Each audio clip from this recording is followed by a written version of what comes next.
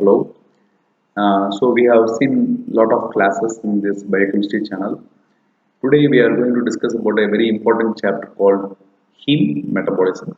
So this will be the first part of this presentation. What is this heme? The structure of heme. See, heme is present in hemoglobin as well as in so many cytochrome, many enzymes. Heme is present. So mainly we will discuss about hemoglobin. Hemoglobin, it is a heme plus globin. Okay. Globin contains alpha 2 and beta 2 chain. See HbA. Adult hemoglobin contains alpha 2 and beta 2. There are different hemoglobins HbF, HbA2 are there. But in adult hemoglobin, alpha 2, beta 2 is there. So there are four polypeptide chains, 2 alpha, 2 beta. So every chain, that is a protein polypeptide chain, every chain contains one molecule of heme. So how many heme molecules in a hemoglobin? There are four molecules. So how many hemoglobin inside RBC? There will be hundreds of hemoglobin molecules. But in a hemoglobin molecule, there will be four heme molecules will be there. So heme is present in hemoglobin, myoglobin, cytochromes, peroxidase, catalase enzymes, tryptophan pyrrolase, nitric oxide synthase. So many enzymes. Heme is present. Heme has porphyrin ring. The name of the ring is porphyrin ring. It has iron in its center. So the iron is a very important molecule here. So heme contains porphyrin ring with iron in its center. So what is this porphyrin ring? Porphyrin ring means it has four pyrrole rings. Four pyrrole rings. They are connected. They are connected by methylene bridges. So the how this porphyrin structure is there. Porphyrin has four pyrrole rings. They are named 1, 2, 3, 4 pyrrole ring. Methylene bridges we can name it as alpha, beta, gamma, delta. Methylene bridges are the bridges connecting the pyrrole. Now in the next picture you will understand that. Porphyrins, there are so many types are there. Europorphyrin 1 and 3, coproporphyrin 1, 3 and protoporphyrin are there. So there are three types of porphyrin. And in the pyrrole rings there may be side chains. So each pyrrole ring they can have around two side chains. The five side chains may be have acetyl group, propionyl group, vinyl group and methyl group. So type 3 protoporphyrin is the most common porphyrin in the humans. In type 3 there will be methyl vinyl propionyl group. They are arranged in methyl vinyl, methyl vinyl, methyl phenyl, methyl propionyl, propionyl methyl like that. MB, MB, MP, PM. So you remember this protoporphyrin 3 is the commonest one. It has side chains like MB, MP, MP, PM. So this is the protoporphyrin ring. You can see four tetrapyrrole rings, 1, 2, 3 and 4. All contains nitrogen and they have bridges. So the bridge connecting 1 and 2 is called alpha, beta, gamma and delta. And they have side chains. Side chains are totally 8 side chains are there. So protoporphyrin, this is called porphyrin. Protoporphyrin 3 you can see MB, MP, MP, PM. Coproporphyrin MP, MP, MP, PM. Europorphyrin 3 AP, AP, AP, PA. But difference between 1 and 3. 1 and 3 there won't be the jumping. For example, you see the protoporphyrin 1 MB, MP, MP, MP. It will be like that. Okay. But it is since it is 3 MB, MB, MP, PM, and that the minor difference is there. So MB, MP, PM, it is nothing but protoporphyrin 3. So before iron is attached, it is called protoporphyrin 3. Once iron is attached, it is called heme. Okay. Oh, what is the valency of iron? Iron is valency number 6. So 4 nitrogen are attached. Now iron is in Fe2 ferrous position. Okay. So how this heme is synthesized? Site. See, all the cells we need oxygen. So all the cells, no, not oxygen. Mainly RBC they have hemoglobin. So hemoglobin before they are synthesized in a mature formation in the erythroid cells, heme will be synthesized in the bone marrow, liver and bone marrow and the liver. mostly in partially in mitochondria and cytoplasm. See other cells, I told you the myoglobin, all contains heme. So almost all cells in the human bodies, except the mature RBCs, produces heme. So the reaction occurs 50% in mitochondria and 50% in cytoplasm. The first system, I will tell you. So this is the first step. Succinyl-CoA combines with succinyl-CoA is a byproduct of TCA cycle. Combines with glycine and simplest amino acid. They form alpha amino beta keto adipic acid by the enzyme called ALAS, ALA synthetase. Okay, by using the PLP molecule, pyridoxal phosphate as a cofactor. Here from the succinyl-CoA, CoA is released. This alpha amino beta keto adipic acid, by removal of CO2, spontaneously it becomes a delta amino levulanic acid. Delta amino, that means in the levulanic acid there will be amino group present in the delta carbon, that is fourth carbon, alpha, beta, gamma and delta carbon, delta amino levulanic acid. So this is produced by ALA synthesis, a rate limiting enzyme. What is a rate limiting enzyme? It's an irreversible process. Usually it is the first step of the any cycle, any uh, this any flow chart. Here what happens, when delta amino levulanic acid is increased, it will inhibit ALA synthesis, or when heme is present more, that will also inhibit ALA synthesis. A feedback regulation. Next step is formation of PBG. We will directly go to the diagram. So here two molecules of delta amino levulanic acid attaches together to form parfobilinogen. It's a dehydratase enzyme. So removal of water. You remove water and attach to ALA to form parfobilinogen. And you use an enzyme called PBG deaminase, parfobilinogen deaminase, and you are going to attach four molecules of parfobilinogen to combine with to make uroporphyrinogen 3. Remove ammonia, so that what happens, four parfobilinogen attached together to form uroporphyrinogen 3. So now you see the structural different similarity between heme and this thing. Uroporphyrinogen 3 can become porphyrinogen 3, it can become heme. So what happens, this uroporphyrinogen 3 decarboxylase, remove the carbon dioxide, it becomes caproporphyrinogen, caproporphyrinogen 3, same thing. MVMP, that means 3, right? Now you oxidize. When you attach oxygen, it becomes protoporphyrinogen 3. Finished. Matter is over. Protoporphyrinogen 3. Protoporphyrinogen 3 can become protoporphyrin 3. Attach ion, it becomes heme. So protoporphyrinogen 3. See, this is uroporphyrinogen 3. AP. Here you are going to remove the acetyl group and attach methyl group. Caproporphyrinogen can be MP, PM. Next, you are going to change this propionyl to vinyl group. Methyl vinyl, propionyl, methyl. This is protoporphyrinogen 3. What happens next? Protoporphyrinogen 3 spontaneous oxidation by the enzyme PPG oxidase becomes protoporphyrin 3. Now the only thing left is to attach ion. When you attach ion by ferrochelating, chelating the protoporphyrin with ion is called ferrochelatase. So ion is incorporated inside. Now it becomes heme. So we can see protoporphyrin 3 is MV, PM. Okay, when you attach ion with that, it becomes heme. So this is the overall process. Succinyl-CoA plus glycine gives ALA. Attach two molecules of ALA by removal of water by enzyme dehydratase parfobilinogen.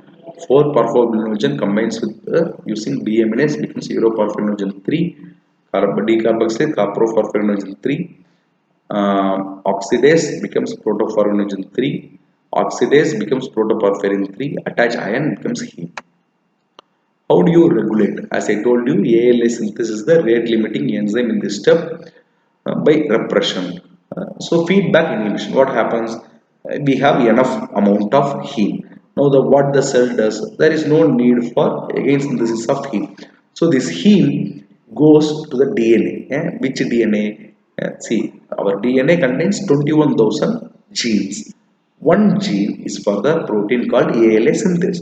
So ALA synthase gene, this heme goes to the DNA and inhibits the ALA synthase gene. Finished. So what happens? This reaction won't occur. ALA synthase is not produced at all. So the heme synthesis is stopped. And another is allosteric inhibition by hematine. Hematine is a product of heme that will also inhibit ALA synthase. Another important thing is compartmentalization. It's a favorite Viva question. So as I told you, heme synthesis occurs partially in cytoplasm, partially in mitochondria. You can see the rate limiting enzymes is in the mitochondria. Step 1, 5, 6 and 7 takes place in mitochondria. 2, 3, 4 occur in the cytoplasm. So what is the importance here? Only when enough amount of the reaction number 4 occurs in the cytosol and the product is formed, it can go to the mitochondria and the other enzymes are stimulated. Okay. If the enough product is not formed, it won't go there, so the heme synthesis stops. Similarly, when too much of product is accumulating here, it will inhibit the heme synthesis. So this is called compartmentalization. Instead of managing 100 people in a same room, it is easy to manage 50 people in each room. Even though the number of persons is not changed. For example, I am managing 150 students, but it is easy to manage 10, 10, 10 like that. So it's called compartmentalization. So it's an effective method of heme synthesis regulation. Barbiturates induce heme synthesis. Isoniazid. Isoniazid is a TB drug. It decreases the availability of pyridoxal phosphate. So all pyridoxal phosphate dependent reactions. First step, succinyl CoA glycine needs PLP. So that also decreases the heme synthesis. So isoniazid leads to anemia. Okay. So what we do is in patients who are taking isoniazid, we give pyridoxal tablet also. So in TB patients, we give this antibiotics plus pyridoxal phosphate. Lead poison, how it occurs? It inhibits the ferrochelatase enzyme. So heme synthesis itself is stopped, and it also inhibits ALA dehydratase. So what happens? ALA accumulation will be there. And glucose. So for in treatment with the porphyria people, we give IV glucose. IV glucose, what it will do? It inhibits ALA synthase, so more heme formation will be inhibited. So what are the disorders? It's a very important 5-mark question. They are called porphyrias. I will tell you what is the main meaning of the name porphyria and its history in the later slides. Now we will see what are the disorders of heme synthesis. So porphyrias are inborn errors of metabolism. What do you mean by inborn error of metabolism? That means an enzyme will be deficient. Because of the enzyme, the substrate accumulates and there will be product deficiency.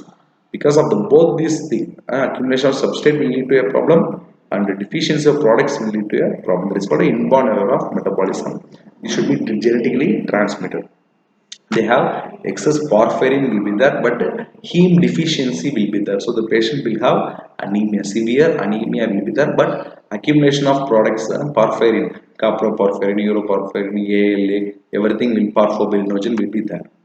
Most are autosomal dominant except the congenital erythropoietic porphyria, CEP. It is an autosomal recessive trait.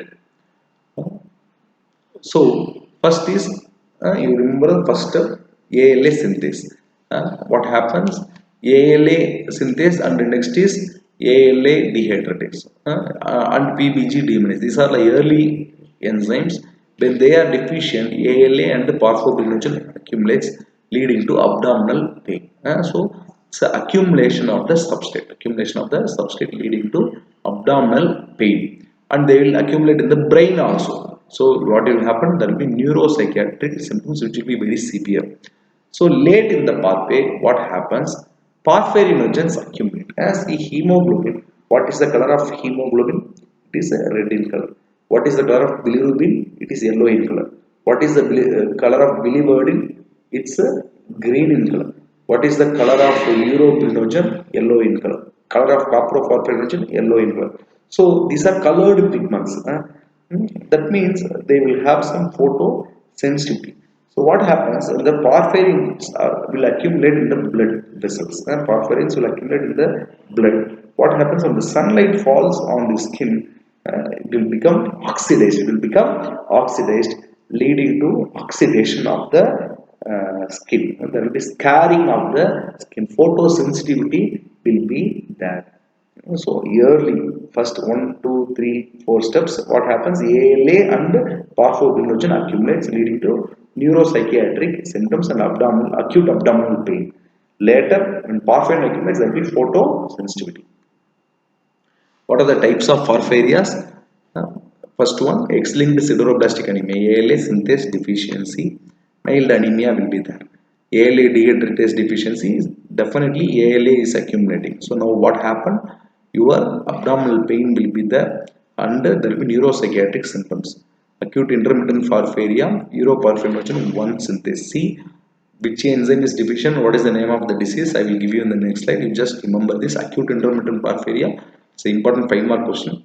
PBG deaminase also called uroporphyrinogen 1 synthase. So what happens? ALA, this leads to secondary increase in the activity of ALA synthase.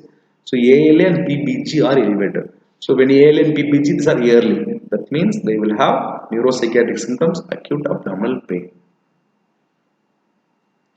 But there will be excretion of parfobilinogen in the urine, so there will be urine will be dark. When you infuse glucose, the reaction, the pain will decrease, the abdominal pain and neuropsychiatric symptoms will decrease. The patient may also have what are the neuropsychiatric symptoms? Neurological abnormalities like sensory and motor disturbance, like sensory neuralgia. I have some sensation in my hands like that, and motor disturbance, I can't move my hand properly, I have some tingling sensation, this is sensory neuralgia. Agitation, I'm always agitated. Confused, I'm confused. So these are the neuropsychiatric symptoms. Next is congenital erythropoietic porphyria. Here uroporphyrinogen 1 synthase deficiency is there. Photosensitivity will be there. What happens to photosensitivityonce they are at home, there will not be a problem. Once they go under the sun, this parfobilinogen, they become parfobilin under the skin, so the skin will get scarred. If it occurs in the face, there will be scarring in the face, leads to monkey face type of facial deformity. When you show UV light in the teeth, it will have a red fluorescence because of the accumulation of parfobilinogen, so the erythrodontia. Next is porphyria cutanea tarda, PCT. Next enzyme, uroporphyrinogen decarboxylase deficiency will be there. Heavy photosensitivity will be there. So there will be scarring of the skin. They will have a monster-like appearance. A frequent scarring of the skin and healing will lead to monster-like appearance. So what they do, they will prefer the night, and sunscreens will be mildly effective. Hereditary coproporphyria. The next enzyme deficiency is coproporphyrinogen oxidase. So coproporphyrin, everything will accumulate. Coproporphyrin, parfobilinogen, ALA, everything will accumulate, leading to acute abdominal pain, photosensitivity, neuropsychiatric symptoms. Whenever porphyria, you have to remember these things. Three things: acute abdominal pain, neuropsychiatric symptoms, and photosensitivity. Variegate VP, variegate porphyria. Next enzyme, protoporphyrinogen oxidase deficiency. Same symptoms will be there. Erythropoietic porphyria, last enzyme, ferrochelatase deficiency. So everything will accumulate. Photosensitivity, abdominal pain will be there. So these are the deficiency diseases. First enzyme is ALA synthase. When it is deficient, what will happen? That is called ALA synthase deficiency. ALA synthase deficiency, name is called X-linked sideroblastic anemia. ALA dehydratase deficiency will lead to, that is called simply ALA dehydratase deficiency. UPG1 synthase, or PBG deaminase, acute intermittent porphyria. So whenever anybody asks porphyrias, just draw this diagram and write whatever nonsense you want. When you draw this diagram, we will know you understand the topic and we will give you full marks. So UPG3 synthase deficiency, CEP, congenital erythropoietic porphyria, decarboxylase porphyria cutanea tarda, CpG oxidase hereditary caproporphyria, variegate porphyria, erythropoietic protoporphyria. Okay, what is the history? It's very interesting here. First, this porphyrias are described by Hippocrates, father of medicine, by 370 BC. So in Greek, the porphyra means purple. So if you take the urine of the patient and you oxidize it, it will become purple in color. Purple colored urine will be there. So they named as porphyra means purple porphyria. At one time, what happened in Turkey, there was some famine or something like that going on. So this Turkish government they gave seeds, new seeds for agriculture to the farmers. At the time, they mixed it with 10% hexachlorobenzene because at the time fungal infection of the seeds are very common. So they when they mixed it with 10% hexachlorobenzene, so that it was a known practice. When they do that, it won't affected by fungus. This wheat won't be affected by fungus. But at that year, what happened 1954, there was another famine or drought was there. So people didn't go for agriculture, and there is no wheat available. So they started eating these wheat seeds. They cooked this wheat and they ate. What happened? This poisoning occurred. At the time, it stimulated, it caused deficiency of this enzyme, leading to porphyria cutanea tarda like symptoms. So almost 5,000 people have been affected. There is another interesting history. See, when did this America, United States of America, they attained their freedom? I think 1776. So George Washington, many founding fathers were there. Before that, they were under the British rule. So at one point of time during the 1700s, British were ruling almost 70 to 80% of the earth. But slowly they started losing one by one territory. During 1776, King George III was the king. He made a lot of wrong decisions. He was very angry. He's like a psychopath. He behaved like a psycho, and he did not respect his general, his ministers, prime minister, ministers, advisors, and he did some many nonsense things during that time. At the time, the American war was going on, and war for independence was going on. Because of his wrong decision, they lost America. If America is under British today, British will be the number one in the world, like 300 years before. Now America is number one because of acute intermittent porphyria, okay, varicate porphyria, because he had neuropsychiatric symptoms. And another story is that you know about this. Yeah, you seen Twilight movie? Vampire movie is the Hotel Transylvania. Another vampire movie is the Dracula. Dracula and werewolves are there. In Twilight movie, you can see the hero is the Dracula. I mean vampire, and heroine is a normal girl. And this heroine is protected by werewolves. Werewolves means at the time of night they become like a wolf, and during time of day they will become a normal human beings, so called werewolves. So at 1800s, this was everybody thought there is werewolves are there. But how this story originated?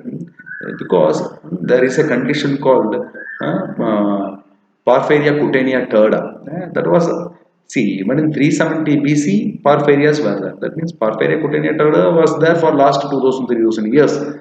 At that time, what happens in Porphyria cutanea tarda? Photosensitivity will be there. So when they venture in the sunlight, they will have skin burns. After the skin burns, they will have scars. Okay. Which is the most exposed part of the body? Our face. Our face is exposed to sunlight. All the other things we will cover it with the dress and all. So when these people go out, there will be multiple scarring will be there. While healing, hair will grow in that scars. So if a person is having full of scars here and hair is going like that, uh, hairy face, full face, he will be having hair. So he look like a werewolf. Okay, during 1993 or 94, there was a person in Delhi. They say a monster is going on here and there in Delhi like that. He had a body full of hair. That may be because of this Porphyria cutanea turda. We didn't know. So at the time, monsters were nothing but Porphyria. Now you see the importance of this topic. You see the first picture, this lady. Okay, she's a lady, Indian lady.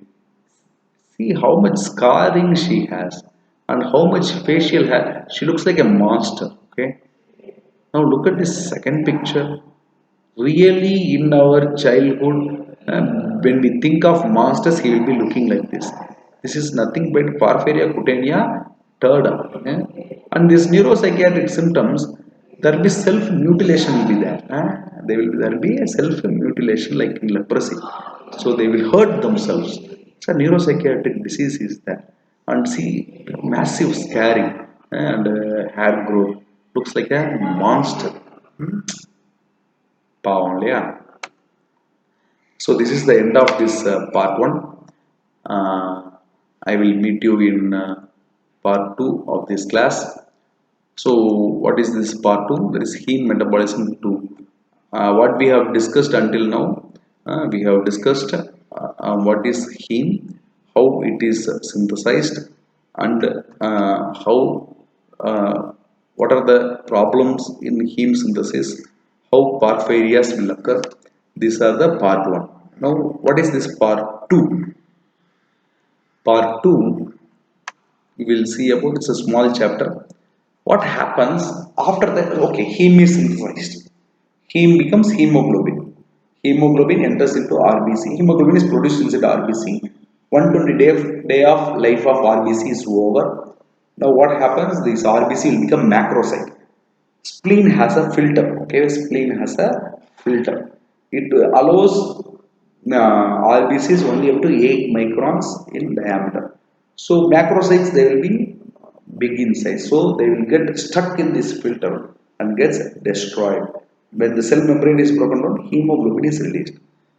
Molecular weight of hemoglobin is 67,000. Okay, but the kidney, the glomerulus, it will allow up to 68,000, 67,000. So hemoglobin can be easily excreted in the urine. What happens when the hemoglobin is excreted in the urine? It's a precious chemical. So we will have severe anemia. So what happens? It should not be excreted in the urine. So what will happen here? It is the hemoglobin which is released is bound by haptoglobin. So this is a 67,000 molecule. This is some 5,000, 10,000 like that. When they combine together, now it cannot enter into the glomerular filtrate. So it will rotate in the blood itself. What happens? This complex is taken up by the reticuloendothelial system, liver, spleen, and bone marrow. Hemoglobin is broken down. Globin is released. Globin will be destroyed to become amino acids. Amino acids will enter into amino acid food. What happens to the heme? Now, this is a very interesting point. What is heme? Heme is a tetrapyrrole structure. Okay, one, two, three, four. It has bridges alpha, beta, gamma, and delta. It has side chains MP, MP, MP, PM. Okay. Now, inside iron is that. Now, what we are going to do is you break just here. So, what happens? This heme molecule tetrapyrrole becomes linear chain and he will bind to hemopexin. Iron is removed. So what happens to this heme? It enters into microsomal heme oxygenase system. There is microsomes in our cell. Microsomes is nothing but endoplasmic reticulum. They have heme oxygenase system in the reticuloendothelial cells. Ferrous is removed, converted to ferric. You can see here. So tetrapyrrole ring heme. What happens? You remove, you add hydrogen and break the bond. Okay. So ferric become ferrous by adding hydrogen. Again, there will be one reductase enzyme is there. What happens? You attach a OH molecule here and use and another enzyme which release the carbon monoxide. So the C between 1 and 3 is broken down with along with O, and CO is released, and iron is also released. It becomes a linear tetrapyrrole. It's called biliverdin, which is green in color. Now you again add hydrogen. You again add hydrogen by biliverdin reductase to become bilirubin. So this is the bilirubin yellow colored molecule. So hemoglobin, after removal of globin, becomes heme. Heme by the microsomal heme oxygenase system. What happens? The ring is opened, becomes linear tetrapyrrole, iron is removed, carbon monoxide is removed, and it becomes biliverdin. Attach hydrogen, it becomes bilirubin. This bilirubin is called unconjugated or free bilirubin. It is not soluble in blood or water, so it should be transported by albumin. So what happens to this unconjugated bilirubin? It should be destroyed. It is a toxic product. It should be destroyed because when bilirubin enters into the blood-brain barrier, it will lead to kernicterus. So bilirubin is transported to the liver using albumin. Albumin and the bilirubin complex attaches to one protein called ligandin. Inside the liver, it enters into the liver, and bilirubin attaches to the ligandin, and albumin is released. And bilirubin combines with UDP glucuronate, UDP glucuronic acid by the enzyme UDP glucuronyl transferase to become bilirubin monoglucuronate. Attach one more UDP glucuronic acid, it becomes bilirubin diglucuronate. It is nothing but conjugated bilirubin. Now it is soluble in water. So bilirubin enters into the liver. In the liver, there will be bilirubin UDP glucuronyl transferase, attachment of UDP glucuronic acid, bilirubin monoglucuronate, attach one more UDP glucuronic acid, bilirubin diglucuronate. Now you have to excrete this conjugated bilirubin. MRP2, multi-drug resistance like protein 2, it's a transporter. It transports bilirubin from the liver cells, into the bile. So what happens? From the bile, this conjugated bilirubin enters into ampulla of water and comes into the small intestine. Inside the small intestine, there is bacteria. These bacteria, they will produce a beta glucuronidase enzyme. Beta glucuronidase enzyme remove the glucuronic acid. Again, it becomes bilirubin. This bilirubin is reduced to urobilinogen by bilirubin reductase, and this urobilinogen, 80% of the urobilinogen will become stercobilinogen. Remaining 20% will be going to the blood for enterohepatic circulation. So almost 99% of urobilinogen comes back. Only 1% goes into the kidney because it is water soluble. It will be excreted in the urine. So normal urine contains urobilinogen. So inside the intestine, remaining urobilinogen will become stercobilinogen, and once motion is passed, the stercobilinogen by oxidation by the sunlight becomes stercobilin, that gives yellow color to the feces. The overall process, RBC lysis becomes heme, biliverdin, unconjugated bilirubin enters into the liver. So you have to remember this diagram throughout your life. Throughout, not only for the first year exam, throughout your life you have to remember this diagram. I will come back again. RBC after 120 days lysed becomes heme and globin is separated, and heme becomes biliverdin. Biliverdin becomes unconjugated bilirubin. You have to remember, it becomes unconjugated bilirubin. Unconjugated bilirubin enters into the liver, where it is converted to bilirubin monoglucuronate and diglucuronate, which is called conjugated bilirubin. Conjugated bilirubin enters into the small intestine via bile, where they are converted into urobilinogen and stercobilinogen. During this process, some of this urobilinogen can come back to liver by the enterohepatic circulation. Some 1% of this will be entering into the systemic circulation, entering into the kidney and coming out as urobilinogen in the urine. So this is what happens normally. What is jaundice? Jaundice is the increased blood level of bilirubin level. Bilirubin is normally 0.2 to 0.8 milligram deciliter total bilirubin. Unconjugated 0.2 to 6, conjugated 0 to 0.2. When plasma total bilirubin exceeds 2 milligram per deciliter, they diffuse into all tissues. Example sclera, our nail bed, our hand, palm or surface. So what happens? There will be yellow pigmentation of all these areas. It is called jaundice. All the other name of jaundice is icterus. So what are the causes of jaundice? There are three causes. I will see in the next slide. Pre-hepatic, hepatic and post-hepatic causes of jaundice. See, when there is hemolysis occurs, a lot of unconjugated bilirubin is produced. So it's called pre-hepatic, above the liver. Pre-hepatic or hemolytic jaundice. When there is obstruction to the liver, what happens? The conjugated bilirubin cannot be excreted. So conjugated bilirubin accumulates and comes back into the blood, called obstructive jaundice or post-hepatic jaundice. When there is a problem in the liver, for example, hepatitis A, B, C, D, E, cirrhosis like that, what happens? Uptake of unconjugated bilirubin will be deficient. So unconjugated bilirubin level will be increased. Conjugation will be deficient, and even though conjugated, the excretion into the small intestine, that will be also difficult. So conjugated bilirubin will also be elevated. So there will be a mixed type of jaundice will be there. What is this Vandenberg disease? So even anyone ask you about what is Vandenberg test, sir, Vandenberg test is to estimate the is to identify the presence of bilirubin in the blood. Is called Vandenberg test. What is the principle of the reaction? Diazonized sulfonilic acid. Don't divide nitric acid, sulfonic acid.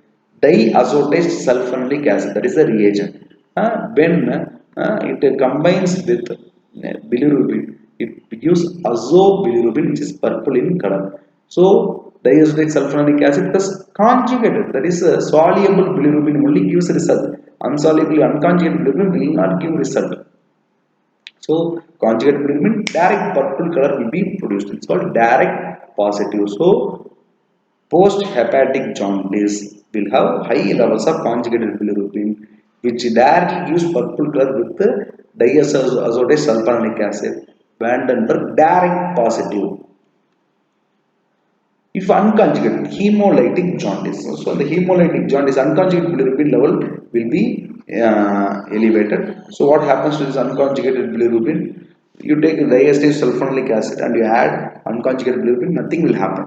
But if you add a hint of alcohol, what happens? This unconjugated becomes soluble in water. So at that time, purple color is produced.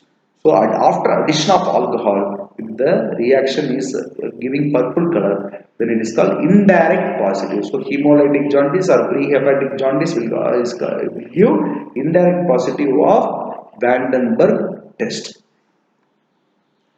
In mixed jaundice, hepatic jaundice, both unconjugated is there and conjugated is there. So what happens? Because of conjugated, there will be purple color.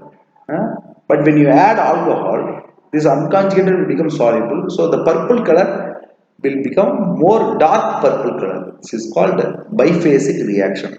So hepatic jaundice or hepatocellular jaundice will give biphasic reaction. So what are the types of hyperbilirubinemias you know? Pre-hepatic, there are hemolytic anemias, sickle cell anemia, thalassemia, all produces lot of hemolysis. When hemolysis is increased, unconjugated bilirubin level will be increased. Physiological jaundice. What is this physiological jaundice? RH incompatibility or ABO incompatibility. There will be so much of lysis of blood for the fetus. So more bilirubin is produced, leading to jaundice immediately after birth. And Crigler-Najjar syndrome 1 and 2, Gilbert syndrome, toxic hyperbilirubinemia. What is the post-hepatic types? Obstruction of the biliary tree, primary or secondary biliary cirrhosis, or carcinoma head of pancreas obstructing the bile duct, Dubin-Johnson syndrome, Rotar syndrome, mixed hepatitis, A, B, C, D, E. So unconjugated bilirubinias, as I told you, HBS, spherocytosis, thalassemia, more amount of RBC are raised leading to unconjugated hyperbilirubinemia.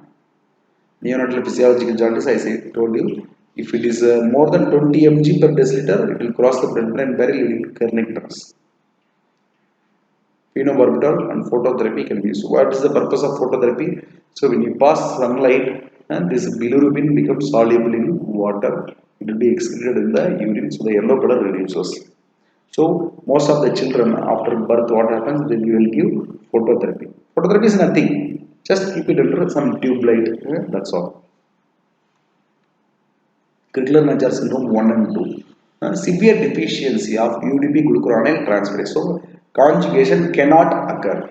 Baby will die because of kernicterus, unconjugated hyperbilirubinemia entering into the brain. There will be death. Crigler-Najjar syndrome 2, moderate deficiency. So no problem. We give a lot of phenobarbital. Gilbert syndrome, mild deficiency, harmless disease. Toxic hyperbilirubinemia.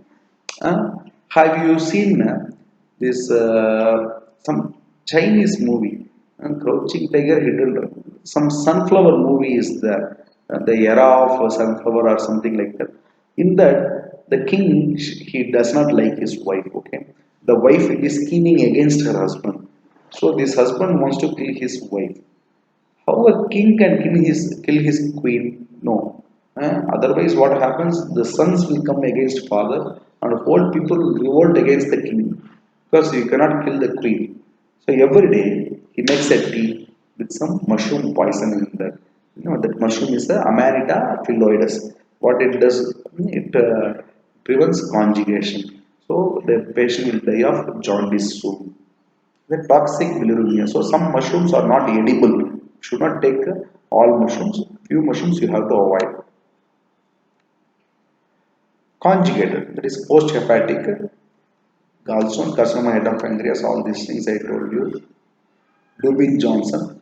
So see, after conjugation, it should be released into the small intestine. But when there is this MRP2 protein mutation is there, it's called Dubin Johnson syndrome. So it cannot be excreted. Conjugate bilirubin accumulates in the blood. Rotar syndrome is also conjugated hyperbilirubinemia, but we don't know the cause. Mixer, that means hepatocellular, as I told you, A, B, C, D, E, hepatic jaundice. Yes. So very important diagram. So you don't see anything. Just I will tell you what will happen. Pre-hepatic jaundice. So do you remember the diagram? RBC, RBC. From that RBC is lysed. Unconjugated bilirubin is produced. Unconjugated bilirubin enters into the liver. So before liver it is called pre-hepatic. Unconjugated bilirubin enters into liver, becomes conjugated and excreted into the small intestine. Okay. Now we come to the pre-hepatic jaundice. Pre-hepatic jaundice. So what happens to the pre-hepatic jaundice? Lot of hemolysis is occurring. So what happens to the unconjugated bilirubin? It will be elevated. What will happen to the conjugated bilirubin? It won't be elevated because conjugation process is not affected. Most of the unconjugated bilirubin will become conjugated and be excreted into the small intestine. So it will be normal. What happens to the serum ALP level? See, ALP is a marker of biliary canaliculi. Only if the biliary canaliculi is affected, ALP level will elevate. Alkaline phosphate, it will be normal. What happens to the urine bile salts? See, unconjugated hyperbilirubinemia, unconjugated enters into liver, conjugated becomes small intestine. Inside the small intestine becomes urobilinogen. Some of it will appear in the urine, remaining will be excreted in the feces. There is no obstruction of bile. So all these bile salts, bile pigments will enter into small intestine, goes to the stool. So urinary bile salts, there is no purpose. It is completely nonsense. It won't be there. Urine conjugated bilirubin, there is no way. All the conjugated bilirubin is coming inside the small intestine. Urine urobilinogens will be present. It is normal. See, intrahepatic circulation, unconjugated, conjugated in the liver, conjugated in the small intestine, urobilinogen, enterohepatic circulation. Some will be escaping into the kidney. So there will be urobilinogens will be normal. Fecal urobilinogens will also be present. Okay, this is pre-hepatic jaundice. Now we come to post-hepatic jaundice. We come to post-hepatic jaundice. Post-hepatic jaundice. So what will happen here? You can see the next diagram. Post-hepatic jaundice is, I don't see my cursor. Yes, post-hepatic jaundice. It's a block here. Okay, post-hepatic jaundice. There is a block here. So conjugated bilirubin cannot come inside. So if conjugated bilirubin cannot come inside, it goes back to the blood because it is water soluble. So what happens? Conjugated bilirubin in the blood level increases. And what happens to unconjugated level? It will be normal. There is no problem with the unconjugated bilirubin. So here what happens? Conjugate bilirubin cannot enter into the small intestine. So here urobilinogen will not be formed. Urobilinogen will not be formed. So urobilinogen cannot come to the blood. It cannot come to the kidney. So urobilinogen, the urine will be absent. Okay. There is a block here. What happens to the bile salts and bile pigments from the bile? It will also come to the blood. It will also appear in the urine. So post-hepatic or obstructive jaundice, unconjugated, no problem. Conjugated, it cannot enter into the small intestine, so it increases, comes back to the regurgitation, it comes back to the blood level increases. ALP level increased because there is a problem in the biliary tree. There is obstruction, so ALP level will be increased. Urine bile salts, since bile is not coming out into the small intestine, bile salts and bile pigments will enter into the uh, blood, it comes to the urine, so bile salts, bile pigments will be increased. Urine urobilinogen, so urobilinogen, it is formed in the small intestine from conjugate, because there is obstruction it won't be formed. Urine urobilinogen will not be there, even motion also urobilinogen will not be there. Fecal urobilinogen, fecal urobilinogen, because of this urobilinogen in small intestine becomes stercobilinogen, it will become yellow color. But since stercobilinogen is not there, stools will be clay colored. So in a jaundice patient, post-hepatic jaundice patient, you can see like a gallbladder stone case, you can see clay colored stools, colorless stools. Hepatic jaundice, so it's a mixed type. So what happens? Unconjugated bilirubin production is normal, but they are trying to come inside, there will be a problem. So unconjugated level bilirubin will be elevated. Conjugation, that is also another problem. So unconjugated bilirubin elevated in the blood. Even if conjugated, they cannot be excreted.